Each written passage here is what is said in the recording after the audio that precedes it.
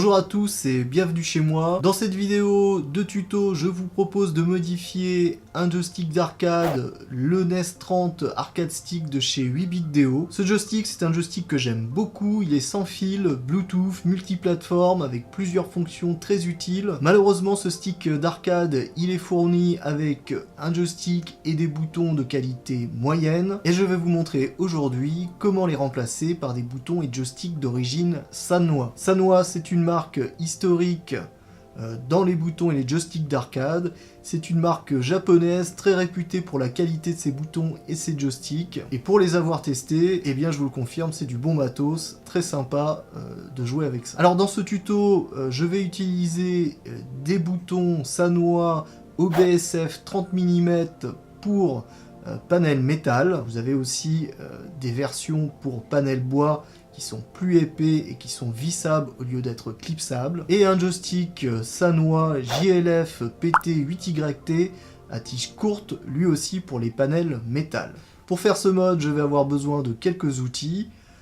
Un tournevis cruciforme, un tournevis plat, un fer à souder, du liquide de soudure et de l'étain, une pince coupante ou de quoi couper un fil, un cutter ou un outil bien tranchant, et éventuellement une pince pour vous aider à enlever les cosses des boutons.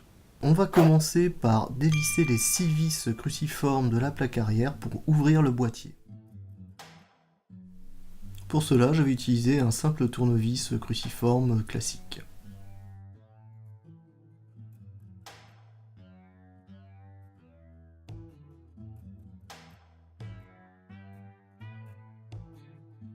À l'intérieur, on va trouver le circuit intégré de la prise USB, le circuit intégré des boutons pair, select, turbo, etc. et sûrement aussi le circuit Bluetooth. On trouve le joystick, la carte contrôleur du joystick et des boutons, et évidemment les boutons.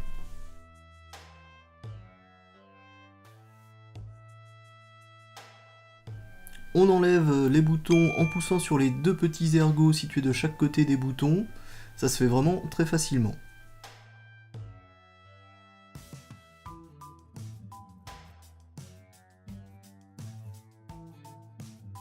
Après cela, il suffit d'enlever les cosses des deux boutons. Pour ça, je mets de la petite pince de mon couteau suisse. Je mets maintenant les boutons Sanwa, pour ça il suffit de réemboîter les cosses, c'est tout simple.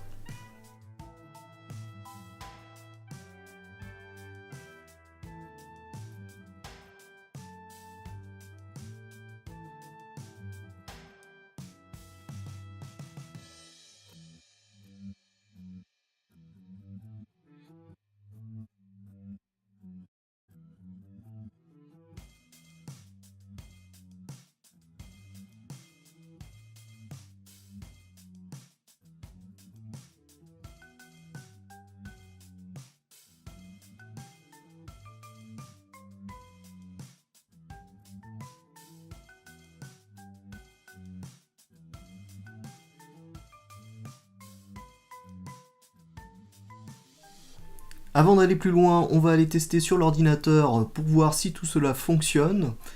Pour ça, c'est simple, sur l'ordinateur, on va ouvrir les paramètres, on va aller dans les périphériques et imprimantes sur la partie droite. On trouve notre joystick NES 30 de 8BitDo, un petit clic droit, les paramètres des contrôleurs de ce jeu, et puis évidemment on n'oublie pas d'allumer son joystick, sinon on va pas le trouver, et puis on va dans les propriétés.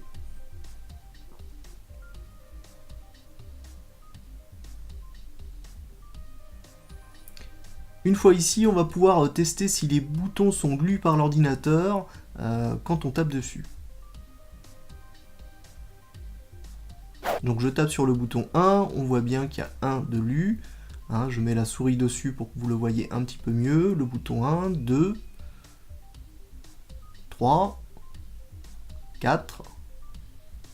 Les touches RT et LT du joystick sont enregistrées comme des axes Z, ça pose pas de problème, c'est la configuration normale du joystick.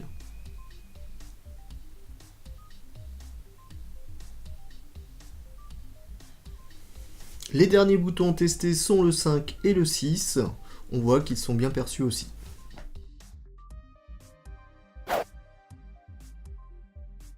Deuxième étape du tutoriel, maintenant on va venir changer le joystick. Le joystick de base, on voit bien que les fils viennent du contrôleur par des broches et sont soudés directement au contacteur du joystick. Le système de connexion est différent sur le Samoa.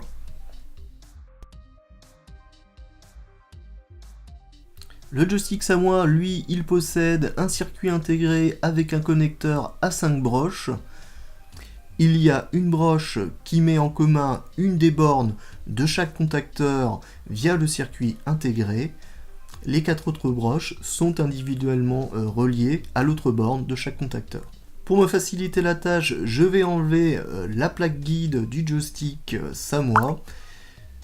Cette plaque guide, elle possède un rond central qu'on peut soulever. Pour ça, il y a 2 petits clips en plastique qui le retiennent. Donc on appuie dessus et après on peut tourner ce rond central pour choisir entre un joystick 4 voix ou 8 voix.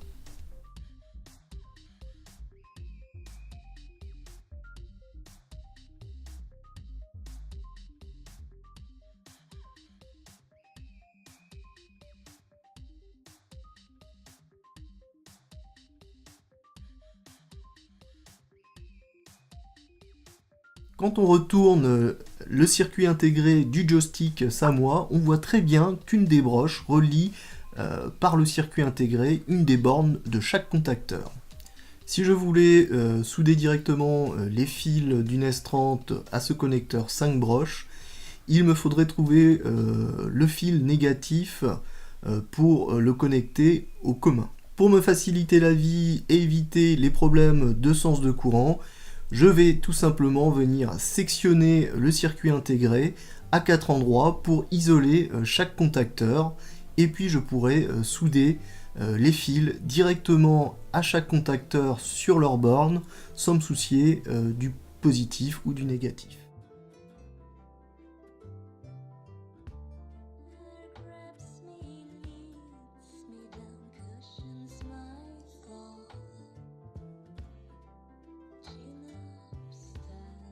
Voilà ce que ça donne pour la première coupure. On y va assez franco pour être sûr que le courant soit bien interrompu et qu'on n'ait pas de problème après.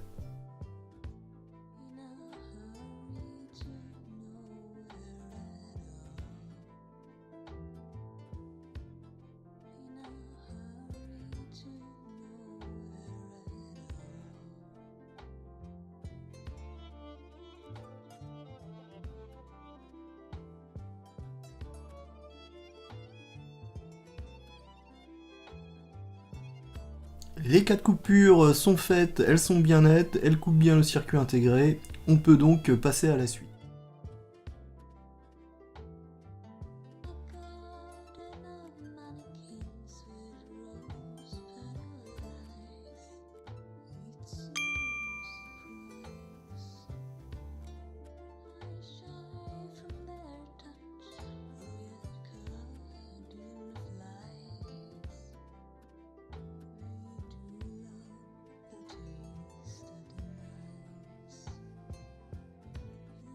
J'enlève la plaque guide du joystick pour me faciliter le travail.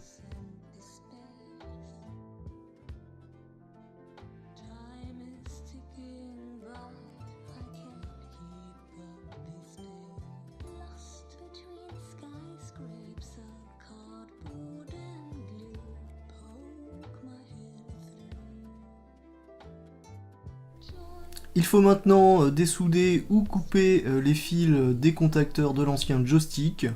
Le plus simple, ça reste quand même de les couper.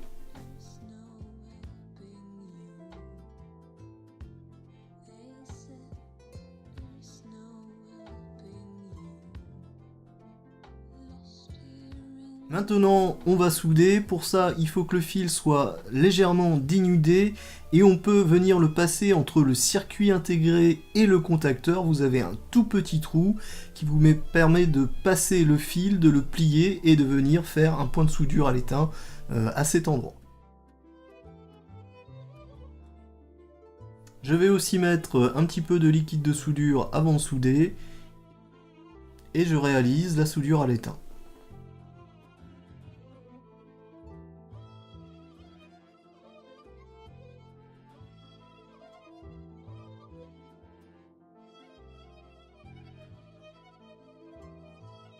Je vous montre ici où je passe le petit fil. Vous voyez, il y a un tout petit trou entre le circuit intégré et la borne du contacteur.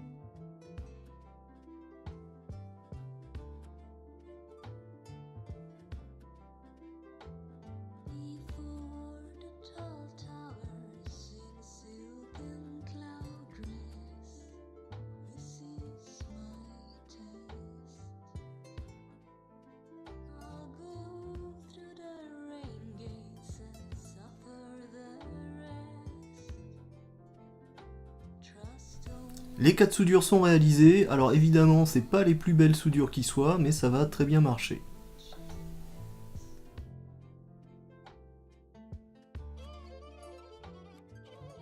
Je vais maintenant enlever l'ancien joystick et conserver les 4 vis pour réattacher le nouveau joystick Samoa.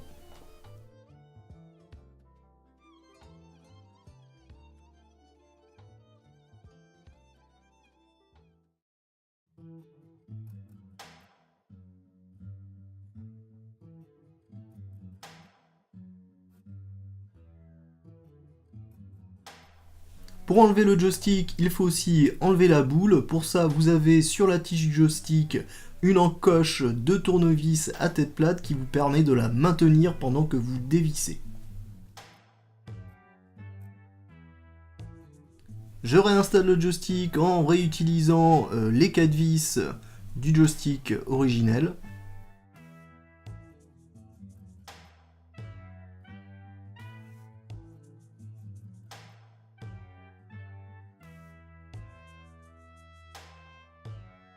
On retourne sur l'ordinateur pour pouvoir tester le travail. Est-ce que tout cela fonctionne ou pas? Alors comme la phase précédente, on va dans Paramètres. On choisit Périphérique. Périphérique et imprimante. Le NES 30. On clique sur les paramètres du contrôleur de jeu. On appuie sur Propriétés. Et là, on peut tester les contacteurs. Alors, si j'appuie sur les contacteurs, donc ici j'appuie sur le bas, voilà, ça s'affiche.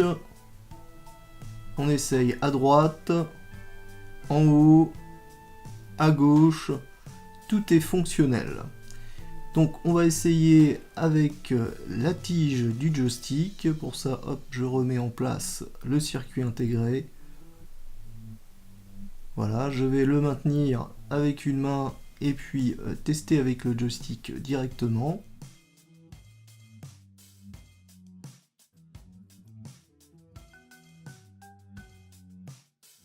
Le bas, ça fonctionne, le haut aussi, droite, gauche. On va essayer les diagonales.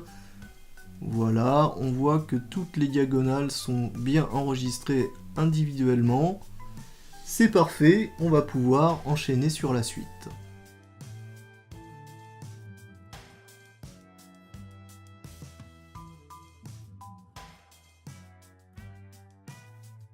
Je remets en position la plaque guide.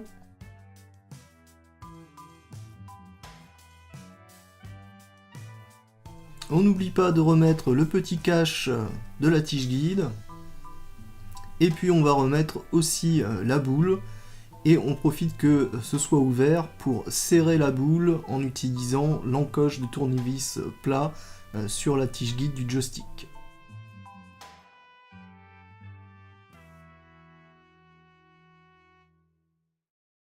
Voilà la dernière étape, on va remettre le couvercle. Attention de le mettre dans le bon sens, parce que là j'étais vraiment très mal parti.